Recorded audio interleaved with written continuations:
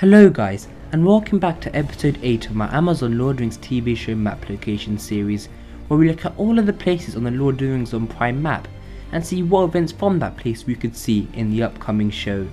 And in today's episode we are looking at Umbar. Umbar, also known as the City of the Corsairs, which is located in southern Middle-earth, was a place where the descendants of the King's men lived. And in the great years it was known for its seafaring corsairs. Its havens had been built during the time of the kings of Gondor. The people who inhabited Umbar across the ages were the King's men, Black Númenóreans and the corsairs of Umbar. They also spoke Westron. Umbar was originally ruled by the kings of Númenor, then Black Númenóreans, and then after their defeat Umbar was ruled by the kings of Gondor. Then it was later ruled again by the Corsairs of Umbar when the power of Gondor weakened, and then finally in the 4th Age it was included in the reunited kingdom. As you can tell, it has been ruled by many different groups of people, and now let's get into the entire history of Umbar and things that we could see in the upcoming show. Like the earlier New Haven in Nedwaith and the later Pelagia on the Anduin, Umbar became a base from which Númenórean influence spread over Middle-earth. It was at Umbar that the last king of Númenor, Ar-Pharazôn the Golden, landed in 3261 of the Second Age to challenge Sauron. Umbar was a strong base for the Númenóreans during their golden days. After the downfall of Númenor, 58 years later, Umbar remained in the hands of the Númenóreans and was in essence a realm in exile alongside Arnor and Gondor, but unlike the latter, Umbar had been used by the king's men, who returned to their worship of Melkor in the last days of Númenor. These, quote, king's men were not friendly to their elves or to their fellow Númenórean survivors who were allied to the elves, and became known as Black Númenóreans.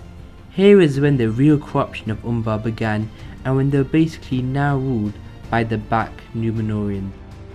Two Black Númenórean lords, sorry for the pronunciation, known as Harumor and Fëanor, probably from Umbar, rose to power at the end of the Second Age, and they became very powerful amongst the Haradrim, a neighbouring people of whom they were allied. Their fate is unknown, but they were likely shared Sauron's defeat at the hand of the last alliance of elves and men. So from this we can tell that Umbar could be seen in the show because of how the Númenóreans colonised the land and area and made it a strong base and port. Also later on in the show we could see these king's men coming in to rule here and corrupting the people of Umbar, as well as after the downfall of Númenor it became a realm in exile. Let me know what you think in the comments below and what actors you thought could maybe possibly play a person from Umbar as well. Now let's finish off the history of Umbar into the 3rd and 4th Age. The rulers of Umbar retained much influence over the Haradrim well into the 3rd Age.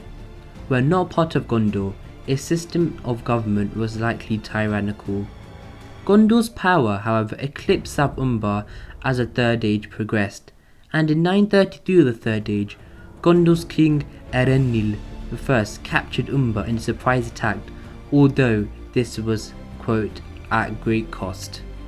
For the following 500 years, Umbar was an important city of Gondor, not only a major seaport, but as a site of the submission of Sauron to Ar-Pharazôn, and so served as a proud reminder of the might of the Dunedain of old.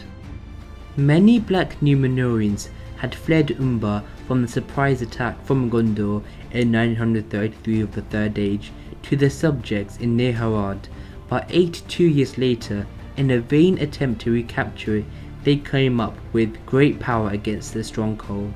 This, quote, great power availed the men of Harad little, however, for despite investing and besieging the fortress of Umbar for 35 years, they failed to take it, as its supply was easily maintained, quote, because of the sea power of Gondor.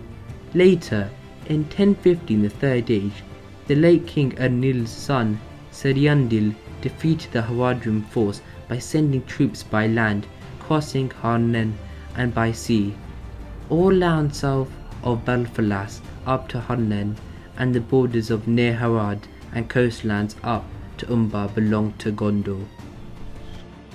Gondor's rule over Umbar came to an abrupt end in 1448 of the Third Age, but not at the hands of an external foe. As following the disastrous kinstrife, the sons of Castamir, the usurper, arrived there with many men and most of the fleet of Gondor. These men became known as the Corsairs of Umbar, and within 2 centuries became a major threat to Gondor. In 1634 of the Third Age, Castamir's great-great-grandsons raided Pelargir from Umbar, killing King Menardil, but Gondor could not retaliate as it was ravaged by the Great Plague.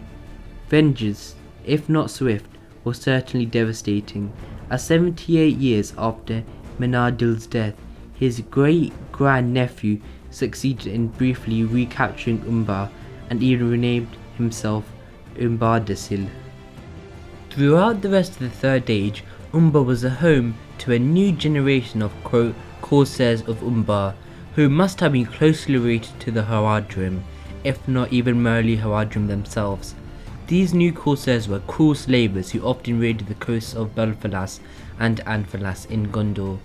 In 2746 in the Third Age, for example, Amrathos, the 50th Prince of Dol Amroth, fell defending Dol and Ernil against them.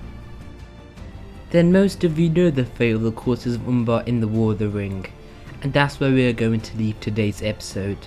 Thank you guys for watching, I really appreciate it. Please like, subscribe, and until the next video my friends, goodbye.